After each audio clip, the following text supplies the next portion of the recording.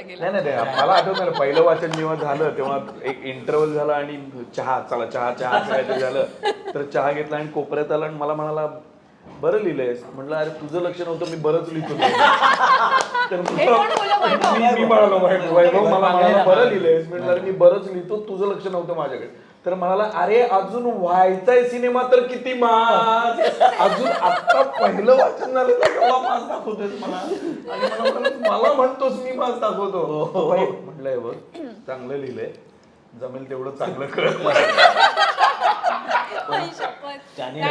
पण तो शाकाल त्याने चेंज करायचा प्रयत्न नाही केला. मी तुला सांगतो काय नाही तो पूर्णपणे हा चेंज करूच शकत नाही कारण हे बघ कसं आहे कधी कधी जे लिहिलेलं आहे ना ते ऍक्टर पोचवत असेल तर डिरेक्टर सुद्धा कधी उगाच अडवणार नाही कुठलाही डिरेक्टर उगाच अडवणार आणि भाऊ काय मांगले काय जमे हुए ऍक्टर्स आहेत अत्यंत सेन्सिबल हुशार ऍक्टर्स आहेत त्यांना कळतं बरोबर कुठल्या वेळेला काय करायचं कॅमेरा कुठे प्लेस्ड आहे मी काय करतोय सीनचा ओव्हरऑल ग्राफ काय सिनेमाचा ओव्हरऑल ग्राफ काय असं ते हुशार ऍक्टर आहेत त्यामुळे त्या बाबतीत त्याने केलं नाही पण मला इतकी गंमत वाटायची मांगलेची मी त्याला एकदा असं म्हणालो होतो हा खवचटपणा कॅरेक्टरसाठी मी लिहिलाय का तू भेटल्यामुळे तो माझ्यात आलाय काय झालंय पण तू वाचायचा पण तसा ना सेम वैभव मांगलेसारखं वाचायचा सेम आणि ना ह्याचं काय माहितीये का ह्याचं काय हा जेव्हा वाचतो ना तेव्हा त्या कॅरेक्टरकडे बघतो की मी बरोबर वाचतोय ना तुमच्या स्टाईलने वाचतोय आणि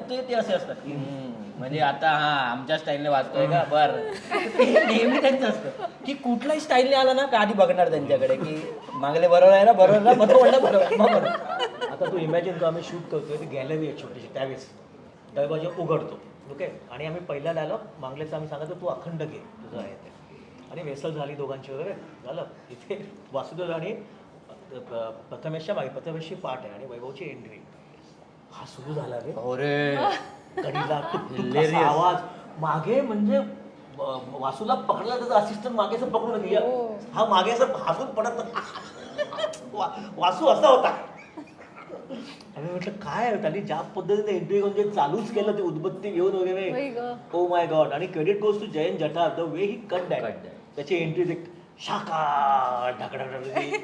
म्हणजे मजा आली म्हणजे बेसिकली काही गोष्टी ना घडतात यार काही गोष्टी वैभवला समोर ठेवून लिहिलं होतंस का इतकं असं काही होत नाही मी कास्टिंग नव्हतं झालं ते भयंकर हसवतात आणि असं काय मला स्वप्न पडलं होतं आम्हाला की ह्याच्या बरोबर एक माणूस येणार आणि तो म्हणणार नया आहे व एक डायलॉग होता त्या माणसाला नया आहे असं आम्हाला काय स्वप्न पडलं होतं नया आहे व काहीतरी होणार तो नया आहे तो नवीन आहे विचारात तुम्ही सांभाळून घ्या मी चाललोय माझ्या तो आता टाकणार आहे पेपर असा साधा नया आहे व डायलॉग लिहिला होता ते सुद्धा लोकांनी उचलून घेतलं सो कधी कधी काय कधी कधी लोक कॅरेक्टर डिफाईन करतात आपण लिहिण्यापेक्षा लोकच सिनेमाला डिफाईन करतात की कशा पद्धतीचा आणि काय हा सिनेमा आहे खूपच काय काय फनी गोष्टी झालेल्या आहेत या सिनेमात रायटिंग बाबतीत पण मी इतका आळस केलाय हा सिनेमा लिहायला कारण काय की असं होत नाही ते हिचा जो डायलॉग होता की नाही ह्याचा जो डायलॉग होता याने ब्रीफ दिलं होतं की हा कॉलेजच्या बाहेर येतो आणि म्हणतो अरे हम गरीब आहे तो क्या हुआ हे ते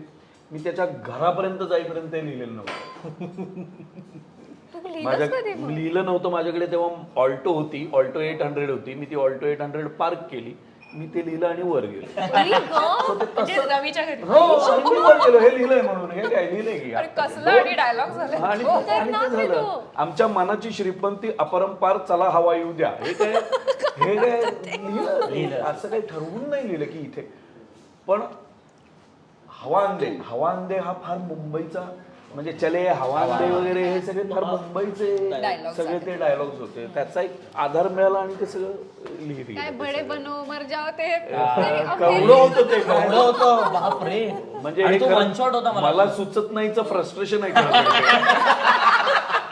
त्याचे न सुचण्यातलं सुचलं आहे पण प्रथमेश तुला असे काही किस्से आठवतात ह्याने लिहिलंय ह्याने डिरेक्ट केलंय आणि तू ते प्रेझेंट केलंस त्यामुळे तुझे काही असे हे की अरे बाबा हे आता मला ना एकतर टाइमपास रिलीज नंतरचा एक किस्सा आठवतो टाइमपास रिलीज झाला होता 3 जानेवारी 2014 आणि त्या दिवशी आपल्याला काय असं माहित नसतं ना प्रोडक्शन गाडी वगैरे पाठवते वगैरे असं त्यावेळी काही माहित नव्हतं आपल्याला तर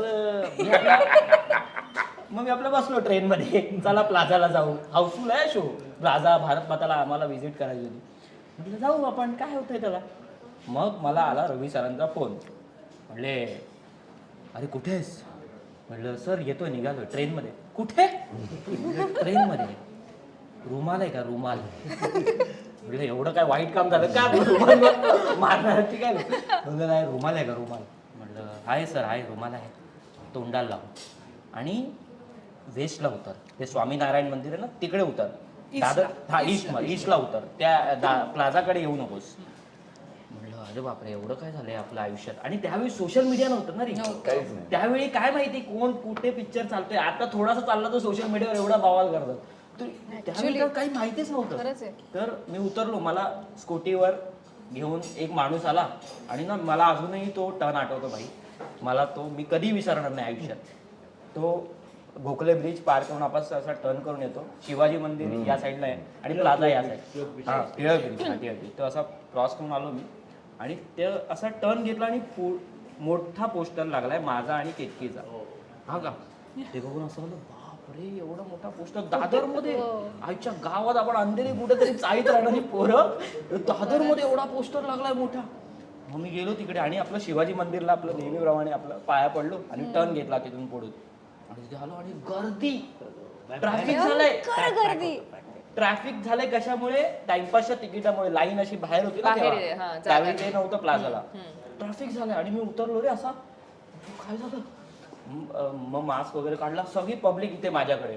आणि मग कसा तरी मी आत गेलो आणि तिथे ना छोटस असं हाऊसफुलचा बोर्ड होता. तसाच असतो तो प्लाझाचा. प्लाझाचा इथे. मला इतकं बरं वाटलं ना त्या दिवशी. मला असं आलं भाई आपण हे काय केलंय. आणि आपण म्हणजे भारत मातामधनं आम्हाला फोन आला सरांना तिकडे येऊ नका, आम्ही हे मॅनेज नाही करू शकत. एवढी गर्दी. सो इतकी गर्दी तुमच्या अशा करिअरच्या स्टेजला. म्हणजे पहिलाच ना दुसराच सिनेमा होता माझा. बरोबर. म्हणजे मी कधी एकांकिकेत पण फुल लेंथ रोल न केलेला पोरगा आज फिल्म मध्ये अशा प्रकारे प्रेझेंट झालाय. लोकांना ते आवडतंय. बरं होतं असं की का आवडतं हे मला माहित नाहीये त्यावेळी. पण का आवडत होतं ना मला काही माहित नव्हतं. मी आपलं माझं जे लिहिलेलं आहे ते बोललोय, सरांनी जे सांगितले ते केलंय. तर मला ना वेगळीच ट्रिप होती यार, ती वेगळी ट्रिप होती. आणि फारच एक टाइमपास नाही यार, फारच एक्सपिरियन्स वेगवेगळे दिले. आणि अजून एक किस्सा मी तुला सांगतो.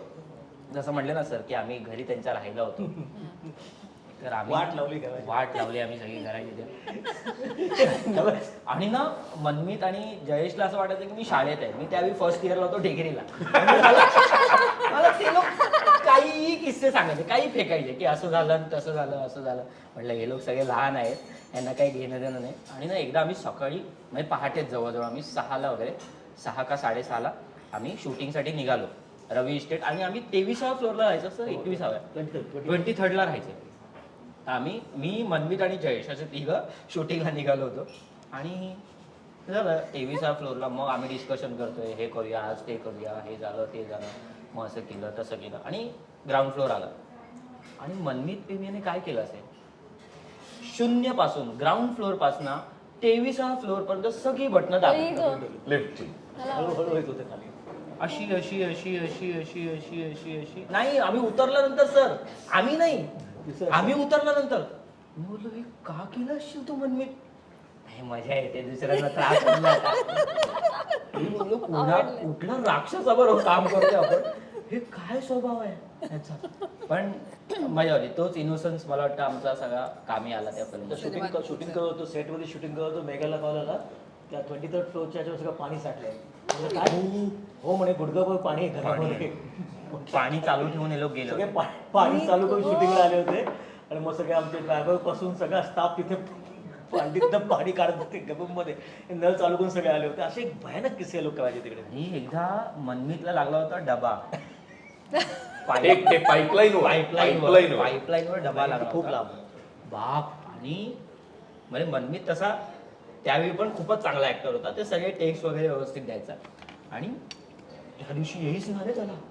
त्या दिवशी मला काय झालंय मनमीत तुला एवढं काय. म्हणजे 3च डायलॉग होते. रिटेक वर रिटेक. रिटेक वर रिटेक रिटेक वर रिटेक.